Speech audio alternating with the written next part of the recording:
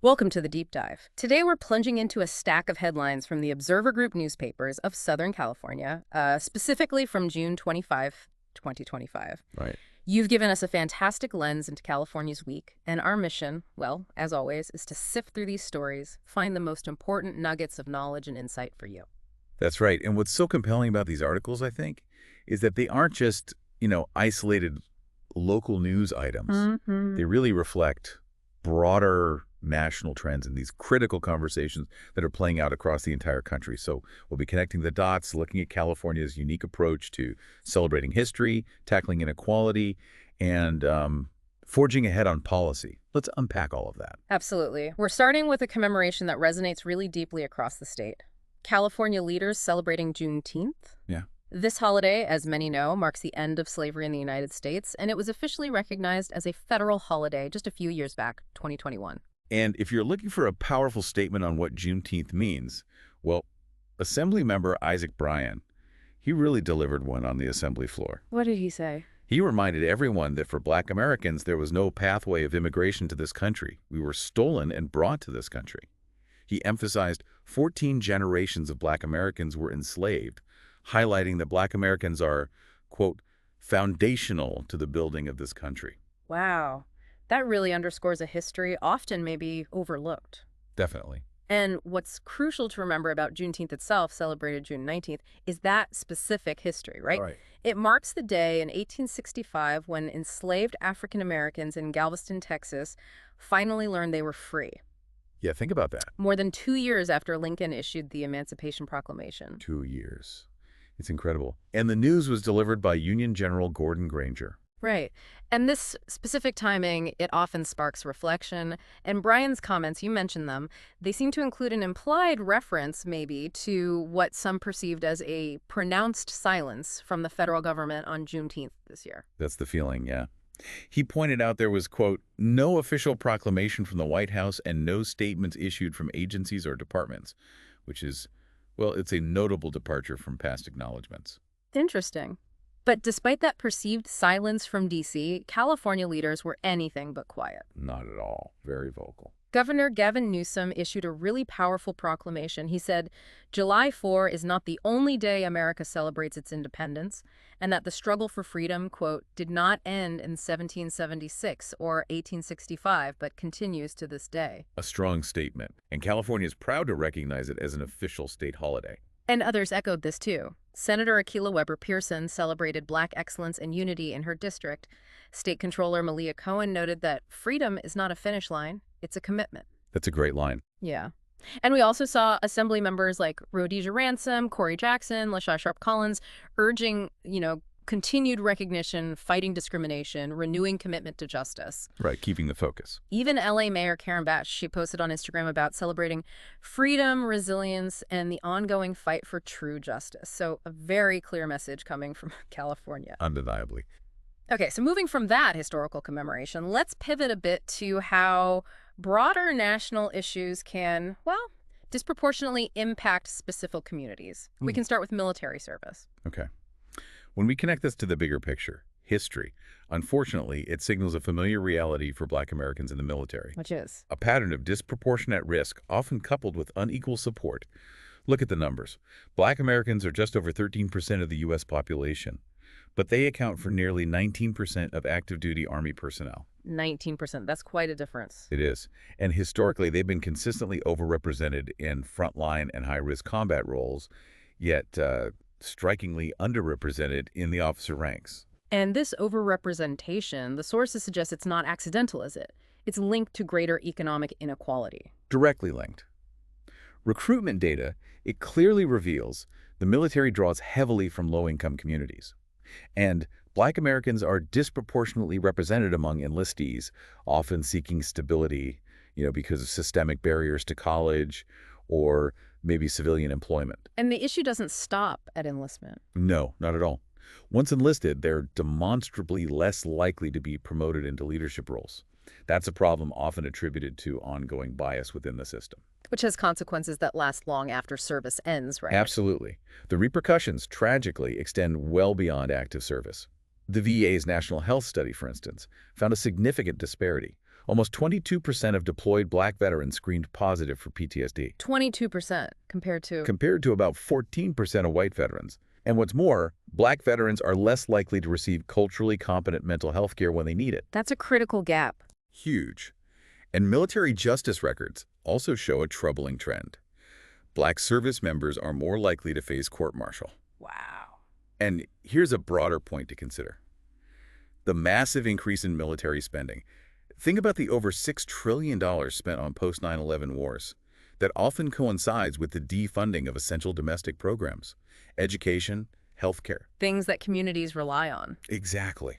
And those losses are acutely felt by Black communities, creating this painful cycle. That's a truly sobering analysis. It makes you think about that piece in Foreign Affairs you flagged. Yeah, Naima Green-Riley and Andrew Lieber. Right. They observed that Black Americans have consistently been less likely than white Americans to support U.S. wars abroad, often asking these critical questions like, is this war just? Will our people gain anything from it? And what are we sacrificing for a country that so often withholds justice at home? It really highlights a deep-seated skepticism, born from lived experience and historical reality. Yeah, absolutely.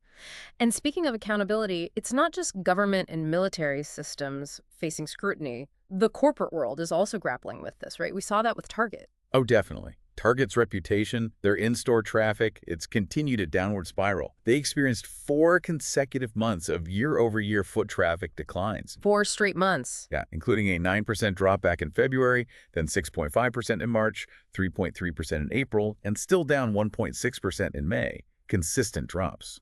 And this wasn't just random market fluctuation, was it? The articles directly link this decline to Target's decision back in January. That's the connection being made. Yes, their decision to significantly pull back on diversity, equity, and inclusion DEI initiatives. What did that involve specifically? Well, it included ending anti-racism training, stopping specific promotions of Black-owned businesses, and notably abandoning participation in the Human Rights Campaign's Corporate Equality Survey. And the reaction?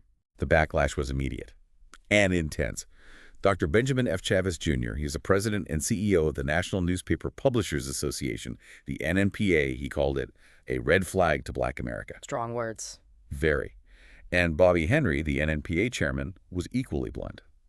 He said Target's silence sends a powerful and troubling message to Black America that our voices, platforms, and influence are expendable. And did this translate to their performance, their bottom line? It certainly seems so. Target reported a 3.8% drop in comparable in-store sales in the first quarter of 2025. And internally, their integrity and leadership scores apparently dropped significantly, from 65 down to 58. So, clear, measurable consequences. Absolutely. It's a powerful market signal, perhaps, that corporate values, or at least the perception of them, aren't just for show anymore. They can have real financial impact. Right. Okay, shifting gears a little bit, let's explore how California is trying to be proactive, shaping its future, protecting communities through legislation, starting with regional economic development. Okay, so Senator Melissa Hurtado introduced something called the AER Act. That's SB 661. AER Act, what's the goal? The aim is to restore critical funding for California's regional airports. And what's really clever about this, potentially, is how it's funded. It's not about new taxes. Oh, interesting. How then? It would redirect existing jet fuel sales tax revenues. Right now, that money just goes into the state's general fund. This bill would channel it directly into the aeronautics account, specifically for those airports. A reallocation strategy. Smart. Does it have support? Seems like it has real momentum, strong backing from a coalition of leaders who see it as vital for job creation, for growth in those areas. Like who? Well, union leader David Martinez highlighted that airport workers have been without a contract for over 18 months. Wow, that long. Yeah, so it's not just abstract infrastructure, it's about people's livelihoods too. And Senator Hurtado herself, she positioned SB 661 as both an economic fix and a symbol of hope. She called it the sound of something better in Kern County. And the mayor of Bakersfield? Karen Go, yeah. She echoed this, emphasizing the bill's potential to allow Bakersfield to really compete with larger metropolitan areas. So it sounds like a potential lifeline for these regional hubs. Okay, sticking with proactive steps. This next piece seems related, connecting to how states can protect cultural heritage. California's doing something with the South LA Black Cultural District? Exactly. California is moving forward with a plan to create a formal Black cultural district right in South Los Angeles. And there's funding behind it. Yep, backed by a significant $3 million in state funding secured by State Senator Lola Smallwood Cuevas. What's the goal of creating this district? The main goal is to formally recognize the historic and cultural contributions of one of the state's largest Black communities.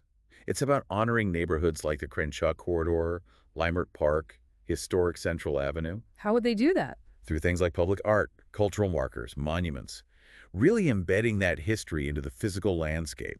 Karen Mack, she's the executive director of LA Commons, she summed it up well. She said this is about uplifting the powerful narrative of Black people in California's history. And it's seen as important for the future, too. Absolutely. It's seen as a vital step toward long-term cultural preservation, especially, with threats like gentrification constantly looming. It's a way to try and cement that history and identity. Makes sense. Okay, let's move into the world of tech now. Governor Newsom released a report on AI policy. That's right. On June 17th, the California Report on Frontier AI Policy. It outlines the state's strategy for the safe and ethical use of artificial intelligence. And importantly, it was developed by top experts in the field. Signaling a serious approach. Very much so. And what makes it particularly interesting right now is how it contrasts, quite sharply actually, with former President Donald Trump's backing of a 10-year moratorium on state laws governing AI. A moratorium. That would include California's existing laws. Exactly. It could affect California's bans on things like AI-generated child pornography, deepfake porn, those AI robocall scams targeting seniors, things California has already put laws in place against. And Newsom responded to that. He did. He didn't mince words, stating California will continue to lead the way with smart and effective policymaking while accusing Trump of wanting to dismantle laws protecting public safety. So a clear ideological divide there on regulating AI. And California certainly has the industry presence to lead, doesn't it? It does, home to 32 of the world's top 50 AI companies. And as we said, the state's already been active, implementing laws against deepfake election content, AI scams. They're not just talking policy, they're legislating. Okay, on a related tech and privacy note, another concern has popped up involving California's U.S. senators. Yes, Senators Alex Padilla and Adam Schiff. They're raising alarms over reports that the federal government is sharing personal health information from Medicaid recipients with immigration authorities. Wait, health information shared with immigration? That's the concern. It really connects to these broader debates about government data sharing and, potential overreach. And they've taken action. They've written to HHS, the Department of Health and Human Services, and DHS, Homeland Security. They stated they're deeply troubled that this administration, quote, intends to use individuals' private health information for the unrelated purpose of possible enforcement actions targeting lawful non-citizens and mixed-status families. What kind of information are we talking about? The report suggests the transfer, which apparently happened June 10th, included names, addresses, social security numbers, even immigration status. Wow. Despite objections. Apparently so. Reports indicate officials within CMS, the Centers for Medicare and Medicaid Services, raised objections, but the transfer went ahead. Okay, if we zoom out from that specific privacy concern and connect it to the bigger immigration picture, there's an economic report warning about mass deportations. A stark warning, yes. It suggests widespread mass deportations could deal a major blow specifically to California's economy. How significant are we talking? Well, undocumented immigrants make up nearly 8% of all workers in the state. They contribute nearly 5% of the state's GDP just through direct wages. That's a huge part of the workforce. It is. And they contribute more than $23 billion annually in taxes. So that's a significant economic footprint we're talking about. And the report detailed impacts on specific industries. It did. It highlighted that mass deportations would cause wide-scale disruptions. Agriculture, for example, could see its GDP fall by 14%. Construction, nearly 16%. Huge hits to key sectors. Massive. And California legislators, including Senator Lola Smallwood Cuevas again, they've warned Congress directly that the state's economy is especially vulnerable. Nearly 1/3 of California's population was born outside the U.S. It really underscores how immigration policy isn't just a social issue, is it?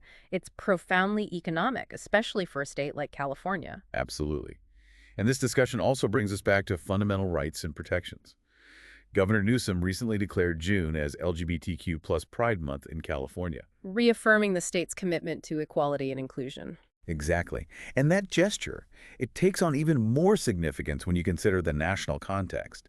This year alone, over 600 anti-LGBTQ bills have been introduced across the United States. 600. That's staggering. It really is. And Newsom specifically called out a federal action related to this. He did, perhaps most alarmingly. He condemned the federal government's decision to cut specialized support for LGBTQ callers through the 988 Suicide and Crisis Lifeline. That lifeline is critical, isn't it? Incredibly so. It helped over 231,000 callers just in 2024. Newsom called the cut outrageous and inexcusable. And California's response. He countered directly, saying California will do the opposite. He pointed to the state's own $4.7 billion master plan for kids' mental health as evidence of their different approach. So, a clear statement. California aiming to be a counterforce, almost a sanctuary state in some ways, against what it sees as harmful federal policies or inaction. That seems to be the positioning, yes. Well, that was truly a packed deep dive into California's week. We've navigated, gosh, everything from powerful historical commemorations. Right, Juneteenth. The enduring burdens on military communities, corporate accountability shifts, Target's backlash. strategic infrastructure investments like those regional airports, and these really critical social and technological policies on AI, privacy, LGBTQ plus rights, all seen through that unique California lens. Indeed. And what really stands out here, I think, is how these seemingly disparate stories, when you take them together, they paint this compelling picture of California. How so? It's a state that is actively navigating and often really challenging these complex national debates Yeah. on fundamental issues, right? Yeah. Equity, economic stability, individual rights. Pushing boundaries. Exactly. It shows a state consistently pushing boundaries, setting precedents, even when, maybe especially when, that means directly contrasting with federal actions or lack thereof. So, wrapping this up, what does this all mean for you listening? As you reflect on these specific California stories, maybe consider how they mirror or contrast with broader national tensions. Yeah, and what role do you believe states should play? Should they be pushing for social and economic change, resisting it, finding their own path? What particular aspect or connection that we talked about today stands out to you as maybe the biggest takeaway about where we are right now, the current landscape of policy and progress, something to think about?